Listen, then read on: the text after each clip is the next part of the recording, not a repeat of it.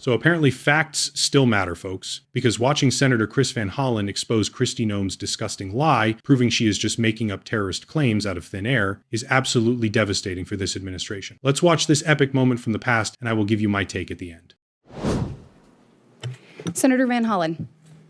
Thank you. Thank you, Madam Chairman. Madam Secretary, it's good to see you. Good to see you, too. And I was glad to see in your recent testimony that you reaffirmed your obligations to uphold the Constitution of the United States. And I understand you had an exchange with Senator Murphy on the Abrego-Garcia case. And so I'm just going to put the question directly to you. Are you or DHS doing anything to comply with the 9-0 Supreme Court order to facilitate his return to the United States? Just yes or no. This administration is following all federal court orders. Madam Secretary, this is a simple question. I'm asking, prerogative on conversations that happen with the president of El Salvador. I ask a simple question. We have a limited amount of time. I just asked you, Madam Secretary, whether or not you or the Department of Homeland Security are taking any action to facilitate the 9-0 Supreme Court decision to facilitate his return. This is a very simple question. Are you taking any action to facilitate his return, or are you not? This administration is following and complying with all federal court orders to make sure that we. So you are because the court ordered that you facilitate his return. So you are facilitating his return. Sir, Senator, thank you for the question. But what I would tell you is that we are following court orders, and that your advocacy for a known terrorist is alarming to me. Madam Secretary, it's alarming to me because he's a human smuggler. Madam Secretary, I'm going to have to reclaim and a terrorist, and he's not a U.S. citizen.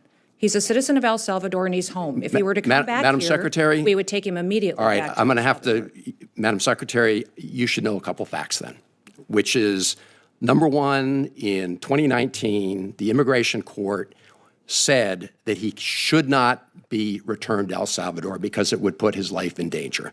The Trump administration at the time did not appeal that decision. After that, he got a work permit and was working legally in the United States of America.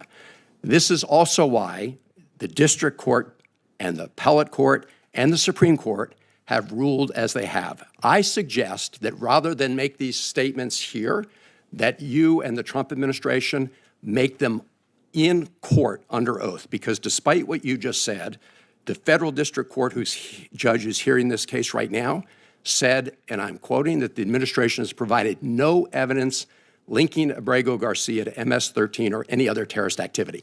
I'm not vouching for the man. I'm vouching for his due process rights. Yes, you are, sir. You've been vouching for Madam him. Secretary, with respect. I would suggest that you defend and stand alongside the victims of illegal crime. This is political rhetoric. The citizens who live here and are United States Americans. I would suggest you advocate for them as hard as you do. Madam Secretary, I know you're doing a political speech here. No, I get it. I'm asking questions of law. No, you're just spewing rhetoric. I truly believe this. I truly believe this as an American. Let me ask you this: Do you agree with Justice Scalia in the Supreme Court opinion in Reno v. Flores that, I'm quoting, "It is well established that the Fifth Amendment entitles aliens to due process of law in deportation proceedings." End of quote. Sir, we are utilizing every due process tool that this Congress has afforded us.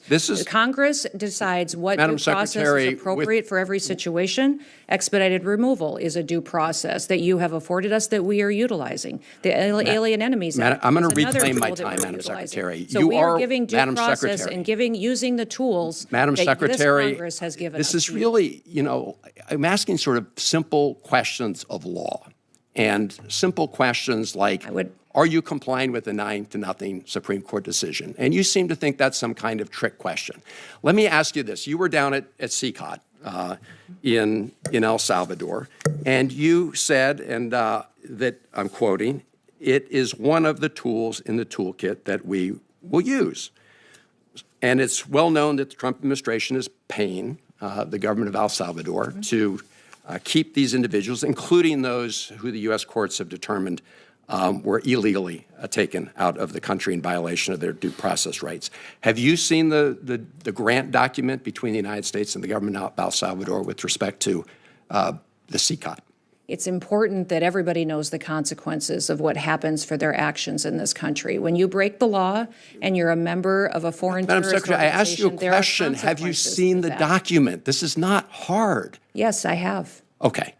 And what are the provisions of the document? So do you know what entities in El Salvador are receiving the funds? I'm sure you can see this document as well and have looked at it for evaluation. I'm glad you raised that, Madam Secretary, because I sent you a letter along with many of my colleagues here on April 8th asking for, among other things, that document. Will you respond to the letter that we sent? I will respond to your letter. Thank you. Can I get some sense of when?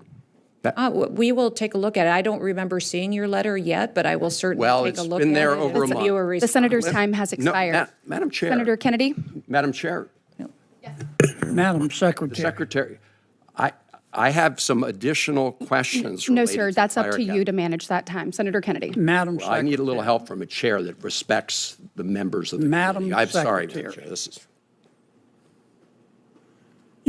This is what happens when propaganda runs headfirst into a court record. You just saw the head of Homeland Security look a sitting U.S. senator in the eye and confidently declare that this individual is a known terrorist. She says it with total conviction. She repeats it. She wants that soundbite to live forever. But there is just one massive, humiliating problem. It is completely made up. The federal district judge who actually looked at the classified files, who actually reviewed the government's arguments, stated explicitly that there is no evidence linking this man to MS-13 or terrorism. Zero evidence. We are looking at a government inventing a boogeyman to justify breaking the law. And look at the reaction when she gets caught. Does she apologize? Does she say, oh, maybe my intelligence is wrong? No. She immediately pivots to the oldest, laziest attack in the authoritarian playbook. She accuses the person asking the question of loving terrorists. Your advocacy for a known terrorist is alarming. Are you kidding me? Asking why the government is ignoring a court order is the definition of advocating for the rule of law. It is terrifying that we have cabinet officials who refuse to distinguish between the two. The senator is simply demanding they show us the proof or follow the law. And since they have no proof, they have decided to trample the law instead. This is the scary part. We have a unanimous 9-0 Supreme Court ruling, including the most conservative justices on the bench, saying that due process was violated here. Everyone agrees the government messed up. But instead of fixing it, the administration is just doubling down, screaming terrorist, and hoping we get too scared to check the facts. It is gaslighting, pure and simple. They are trying to create a reality where their word is the law, and anyone who questions them is an enemy of the state. If they can do this to one guy, label him a threat with zero evidence, and deport him against a Supreme Court order, nothing stops them from doing it to anyone else. The issue here has eclipsed immigration entirely. We are now dealing with unchecked power. They are effectively saying, we ignore the judges, we ignore the evidence, we do what we want. That is the hallmark of a police state. And honestly, it is pathetic. You would think if you were going to defy the Supreme Court, you would at least have a better excuse than a lie that was already debunked in 2019. It shows they aren't used to being challenged. They expect total submission, and when they don't get it, they fall apart. We need to be very clear about what we just saw. We witnessed an exposure of fraud. The administration is lying to the American people about who they are targeting to scare us into giving up our rights. If you want to make sure we keep holding these officials accountable to the actual facts, make sure to hit that like button and subscribe. We are not going to let them rewrite reality.